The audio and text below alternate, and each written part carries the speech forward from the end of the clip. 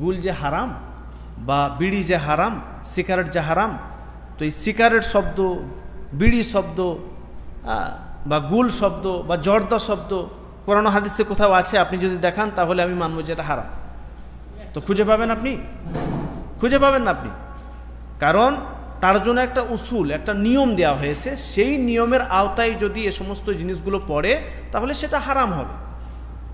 নেশাদার দ্রব্য অবশ্যই কোরআনে মদের কথাও স্পষ্ট আছে, খামর, মদ, তো মদের কথা স্পষ্ট আছে এবং অন্যান্য আরও যে সমস্ত হাদিস রয়েছে সেই হাদিসগুলো থেকে উসুল কি, যে যেই বস্তুতে মাদকতা পাওয়া যাবে, নেশা পাওয়া যাবে, যেটা খেলে মানুষের আকাল সুস্থ মানুষের মতো আর থাকে না এবং সেটা মানুষের জন্য ক্ষতিকর যদি হয় তাহলে সেটা হারাম।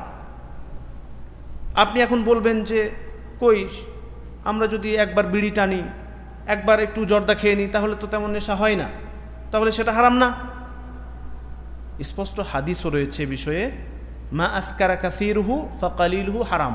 যে জিনিসটা, যে বস্তুটা অধিক মাত্রায় কেউ যদি গ্রহণ করে, অধিক মাত্রায় যদি খেয়ে ফেলে, তাহলে যদি নেশা সৃষ্টি হয়, মাদকতা তৈরি হয়, তাহলে সেটার অল্প পরিমাণও হারাম।